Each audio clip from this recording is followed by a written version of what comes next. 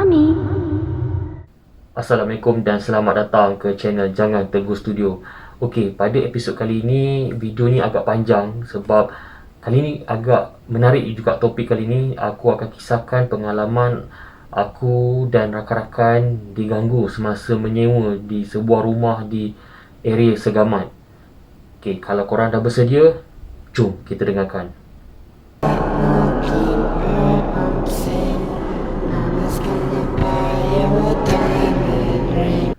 Kejadian berlaku pada tahun 2014, di mana pada ketika itu aku merupakan seorang pelajar degree lah di UiTM Segamat. Okey, bila kita sebut pasal degree ni, kebanyakan pelajar degree duduk di luar, menyewa di luar lah. So, kita orang ni macam tak prefer untuk duduk dalam college sebab malas nak terikat dengan peraturan dan lagi-lagi dikawal oleh polis bantuan. So kebanyakan duduk di luar ni sebab antaranya mungkin malam-malam boleh buat study group kan. Kalau ada yang duduk di luar dan kalau ada yang duduk dalam, agak susah untuk berjumpa lah nak buat study. So kejadiannya berlaku apabila aku dan 8 orang rakan cuba mencari rumah sewa di sekitar Segamat. Agak sukar sebenarnya untuk kami pelajar lelaki untuk mencari rumah sewa sebab kebanyakan rumah sewa di sekitar Segamat mahukan student perempuan. Dan kalau kami jumpa pun kebanyakan rumahnya agak kecil dan tak sesuai untuk kami 8 orang. Dan ada tu yang kami jumpa agak jauh dari UiTM Segamat lah, iaitu di sekitar Jementah. Dan pada satu hari ni salah seorang daripada kami, nama dia Azim. Okay, dia ada dapat satu nombor lah, di mana nombor ni owner ni memang buat rumah sewa. Dan selepas kontak semua dan owner tu bersetuju untuk menyewakan rumah tu kepada kami lah. Aku tak boleh beritahu berapa harga dia sebab harga dia murah lah, sangat murah untuk kami yang 8 orang ni. Rumah dia agak besar, sebuah banglo lot setingkat, tapi dalam tu ada 4 bilik. Kami 8 orang, so maknanya satu bilik tu sesuai untuk 2 orang lah. Memang besar, ada dapur, hall dia panjang, ada tandas 2 semua. Memang lengkap lah, pre-finish, ada peti air semua lah. So kami agak macam terfikir juga lah, kenapa murah dan rumah tu memang dah lengkap. Dan kalau ikutkan, dia punya parking besar, depan tu pun ada banyak dusun, ada pokok-pokok durian. So kami pun tanpa memikir panjang, kami setuju untuk sewa di rumah tu. Dan kalau korang bekas student UiTM Segamat ataupun korang sedang belajar di UiTM Segamat, mungkin lecturer pun tahu pasal kisah rumah ni sebab kebanyakan student-student yang pernah menyewa di rumah tu sebelum ni memang pernah diganggu lah. Aku takkan bagi tahu nama tempat rumah tu sebab ianya agak sensitif. Korang kena cari sendirilah. Okey, banyak kisah ada pasal rumah tu dan kami pernah kena ganggu selama 1 semester. Okey, antaranya di mana rumah tu ada 4 bilik dan satu bilik tu di hadapan sekali. Bilik tu berkunci. Kami agak pelik lah masa mula-mula masuk tu, kenapa pintu ni berkunci sedangkan 3 bilik lagi tu tak berkunci. Dan bila masing-masing berebut nak duduk bilik kan. Dan bila aku yang terakhir, so aku tak ada pilihan, bilik aku depan tu yang berkunci. Hati ni rasa macam terkata lah, kenapa bilik ni berkunci? Mungkin ada kisah di sebaliknya. Dan bila kita minta owner tu untuk buka bilik tu, bila kita buka tengok bilik tu agak berhabuk lah, penuh dengan sawang-sawang, penuh dengan tek cicak semua kan. So aku macam agak berat hati lah nak duduk situ kan, sebab bilik tu kotor macam something, macam dah lama tak ada orang duduk. Tapi ikutkan aku nak duduk mana, so memang tinggal satu bilik tu je. So aku dengan kawan aku ni, nama dia Adib, kita orang pun kemas lah bilik tu, buang segala kotor, tek cicak semua. Dan bilik tu kita orang duduk macam biasa, dah bersih lah. Okey, tapi setiap malam tak ada rasa apa bilik tu, rasa biasa je, tak ada pernah ada gangguan. Dan bila kami mula diganggu ataupun kejadian aneh berlaku semasa cuti semester, di mana semua student balik, rumah tu memang kosong. Dan aku jenis kalau aku tinggalkan bilik tu dalam masa yang lama, aku akan letak Yasin di bantal aku lah. Aku memang jenis macam tu. Dan bila kami tinggalkan rumah tu selama seminggu 2 minggu sebab cuti macam cuti panjang apa kan, dan bila kita masuk, aku dapati bilik tu pelik. Sebab kat bilik tu ada 2 katil, tapi katil yang aku letak Yasin tu, iaitu katil aku lah, bersih. Manakala katil kawan aku yang lagi satu tu penuh dengan sawang-sawang tai cicak. Sedangkan kami satu bilik, tapi katil yang ada Yasin ni bersih. Itu antara perkara aneh lah yang pernah kami lalui lah. Dan antaranya benda ni berlaku satu hari tu, kami selama 8 orang lah. Kita orang ni plan untuk pergi Melaka lah, stay, orang panggil macam lepak kat Melaka lah. Kita orang pergi masa tu, ketika itu air panas Gadik. Kita orang lepak situ sampai 3-4 pagi. Lepas dan mandi semua, kita orang plan untuk solat subuh lah dekat area Melaka sebelum pulang semula ke Segaman, rumah sewa kami tu. Lepas solat subuh di satu masjid ni, kami pulang. Masing-masing dalam tidur, masing-masing dalam kereta ni tidur lah. Aku memang susah sikit nak tidur dalam kereta. Memang tak tahu, memang dari dulu tabiat aku suka teman driver ni untuk bawa kereta, takut dia mengantuk kan. Aku ajak borak lah. Sambil borak-borak sampai rumah ketika itu dalam pukul 7 pagi sampai je masing-masing memang sambung tidur dalam kereta. Sebab dah seharian lepak mandi-mandi kat air panas kan, mengantuk. Sampai je rumah tu semua tidur. Tapi aku ni jenis tak ngantuk lagi, dan aku fikir waktu diorang tidur ni inilah masa sesuai untuk aku basuh baju kan. Sebab kalau tidak nanti masing-masing berebut nak basuh baju. So aku basuh baju, buat kerja rumah lah, basuh baju. Dan sementara tunggu baju tu basuh, aku pergi ke halaman depan rumah tu, aku bakar sampah sebab banyak sangat daun-daun kering jatuh. Aku bakar sampah semua kan. Dan masa tu 7 orang tu memang semua tengah tidur. Lepas dah bakar sampah, dah kemas halaman, aku masuk semula rumah tu untuk nak sidai baju lah. Dalam tengah berjalan nak ke arah washing machine di tandas kat belakang rumah tu, tiba-tiba aku ternampak salah seorang kawan aku atau housemate aku tu lah duduk dekat dapur tau. Aku nampak dia, so aku macam terhentilah. Dalam hati aku kata, bukan tadi semua orang tengah tidur ke? Tapi aku nampak dia duduk dekat atas kursi di meja makan lah kat dapur. Aku tenung dia, memang nampak dia lah. So makin aku menghala ke arah dapur tu, tiba-tiba aku nampak dia bergerak macam ke tepi, agak macam terapung. Macam dia, kalau orang ni dia bila berjalan, dia macam jalan kan, dia macam ada henjut-henjut kan. Tapi ni tak, dia macam terapung macam tu, dan hilang ke tepi. Aku tak fikir lain lah. Aku fikir mungkin nama dia Asri. Aku fikir mungkin Asri ni sajalah nak takutkan aku kan. So aku pun acak-acak lah nak terkejutkan dia. Aku slow pergi dapur. Aku tengok tak ada. So aku macam mungkin dia kat dalam toilet. Aku jalan gitu ke tandas. Aku buka pintu, tak ada. Masa tu aku dah rasa macam seram lah, lain macam. Dan aku ambil baldi, aku keluarkan baju, dan aku bawa keluar dari dapur tu. Aku buka bilik Asri tu, tengok Asri tu tengah tidur atas katil. Dan tu memang bulu rumah aku pun naik lah. Aku macam apa yang aku nampak tadi tu. Tapi aku cuba beranikan diri sebab siang kan. Siapa jangka pukul 7 pagi waktu siang macam tu kau ternampak benda tu. Dan bila aku dah sidai baju semua, dah lengkap semua, aku pun sambung tidur. Dan bila aku bangun tu, aku jumpa Asri tu lah. Aku cakap, Asri, tadi pagi lepas masa kau tidur tu, kau ada bangun tak? Kau pergi mana-mana, dapur ke tandas? Dan Asri kata tak. Balik je sampai je daripada Melaka tu, dia terus tidur.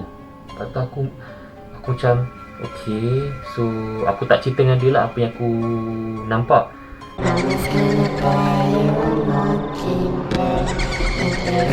Kejadian kedua, di mana time tu kami masa tu 7 orang lah kat rumah. Kita orang tengah tengok TV waktu malam. Dan Asri ni dia senang cerita dalam rumah tu, Asri ni dia ada girlfriend lah. Dia malam je dia mesti hilang. Asal malam je maghrib dia hilang. Dia kononnya pergi study group dekat bandar dengan girlfriend dia. So nak jadi cerita, time tu sampai pukul 12 tengah malam, kami tengah tengok TV, pintu depan ni terbuka sebab panas kan. So kami buka lah TV, pintu tu. Tengah tengok TV, tiba-tiba nampak satu kereta, cahaya kereta masuk. Rupanya Asri ni lah dia balik, girlfriend dia hantar.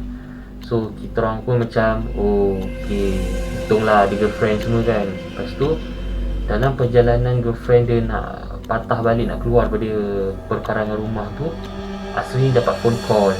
Dapat phone call daripada girlfriend dia lah. Dia kata, "Yo, I ada nampak ada satu makcik ni dekat depan rumah you ni. Siapa?" Lepas tu Asri ni macam takut lah. Dia kata, "Makcik? Mana ada makcik kat sini kan? Kita orang je." Lepas tu girlfriend kata, "Betul, I dah ada nampak makcik ni. Dia tunggu dekat depan corner jalan rumah you ni." Kita orang time tu terus tutup pintu, terus masuk tidur. Time tu kita macam terfikir lah siapa makcik yang duduk dekat penjuru rumah kami tu. Actually rumah tu terkenal dengan kisah makcik yang duduk di halaman rumah. So sampai hari ni misteri tak terungkai siapakah makcik itu. Mungkin ada orang kata owner lama rumah tu, Allah alam. Okay, kisah yang seterusnya, masa tu ada salah seorang classmate kami lah, nama dia Huzai, Hus, ataupun kita panggil dia Hus lah. Okay, Hus ni dia datang dekat rumah sewa kita orang lah pada satu hari ni. Okay, sebab masa tu kita orang ada satu projek yang nak disiapkan. So Hus ni bermalam di rumah tu. So bila dia malam, kita orang plan untuk tidur ramai-ramai lah dekat ruang tamu tu. Sebab yalah, macam dah penat kan nak buat kerja projek semua. So kami bentang cadar, bentang bantal semua, tidur ramai-ramai. Hus ni pula nak dijadikan cerita, tak bernasib baik, diganggu di mana dalam pukul 2, 3 ke 4 pagi macam tu, dia macam terbangun. Tapi dia tak boleh buka mata tau. Dia hanya boleh buka separuh je mata dia. Dan time tu dia nampak dapur ni lampu terbuka. Dan dia nampak macam ada orang tengah masak, prepare untuk makanlah, masak dengan bunyi macam potong, bunyi kuali semua kan. So dia beranggapan bahawa kami ni tengah prepare untuk buat breakfast lah, untuk esok pergi kelas. Dan dia sambung tidur. Okay, esoknya bila dia bangun, dia lepas mandi semua, dia buka terus saji, tengok tak ada apa-apa makanan pun. Time tu dia macam bising lah. Dia kata, "Korang ni sampai hati kan buat breakfast, tapi tak tinggalkan untuk aku sikit." Lepas tu kita orang cakap, "Siapa yang buat breakfast Hus?" Lepas tu kata, "Korang membohong. Aku pagi tadi aku terjaga, aku nampak korang tengah masak kan. Aku nampak korang tengah potong semua kan." Lepas tu kita macam pandang antara kita orang lah. Kita kata, "Sumpah Hus, kita orang tak ada bangun pun. Seorang pun tak ada bangun pagi tadi." Lepas tu Hus ni macam terdiam lah. Dan itu adalah kali pertama dan kali terakhir dia datang dekat rumah sewa kita orang.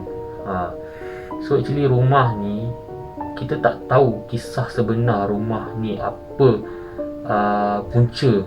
Rumah ni memang disebut-sebut lah. Tapi kalau ikutkan, banyak lecturer di UiTM sekarang ni tahu pasal rumah ni. Sebab actually sebelum kami diganggu, pernah juga beberapa student perempuan yang sewa situ pun turut diganggu dengan kisah makcik ni. Okay. Actually sebenarnya ada satu kisah lagi pasal rumah ni. Tapi kisah ni aku macam nak percaya tak percayalah. Tapi kalau nak ikutkan agak seram. Okay, sebab salah seorang yang daripada kami lah, Azim yang owner yang jumpa tuan rumah ni, jumpa nombor tu. Okay, pada masa tu dia duduk dekat rumah tu sorang-sorang. Tak tahulah, aku tak ingat masa tu kami semua pergi mana. Mungkin kami masa cuti ke apa kan. So kami semua balik rumah masing-masing. Yang Azim ni pula, dia memang duduk dekat Melaka, dekat je lah dengan Segamat ni. So mungkin dia stay kat situ, dia malam nak balik ke apa kan. So dia duduk rumah tu seorang-seorang. Azim ni boleh katakan seorang yang budak yang baik lah, and rajin pergi ke surau untuk solat berjemaah. Nak dijadikan cerita, pada waktu maghrib, Azim ni dia berniat untuk solat maghrib di surau di kawasan rumah tu. Dia dah keluar rumah, dia dah start enjin motor semua. Bila dia start enjin motor, dan dia menghalakanlah dia punya handle untuk motor tu ke arah nak keluar ke jalan utama rumah kami tu lah. Bila dia pusing je handle tu, lampu tu tersuluh dekat satu lorong ni. Kalau rumah kami ni nak keluar ke jalan besar ada satu lorong tau. So masa dia arahkan handle motor dia ke arah tu, dia ternampak macam ada satu susuk tengah berdiri dekat tepi jalan tu. Time tu dia macam fikir jugalah sama ada dia nak lalu ataupun dia nak patah balik masuk rumah.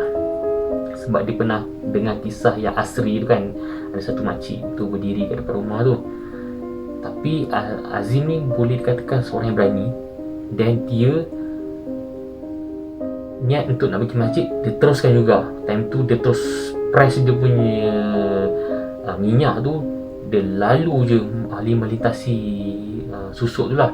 Dan masa makin hampir dekat, dia memang ternampak susuk tubuh seorang makcik yang tengah berdiri kat tepi jalan. Makcik tu tak bergerak, dia just stay berdiri tegak je. Dan Azim ni terus je keluar.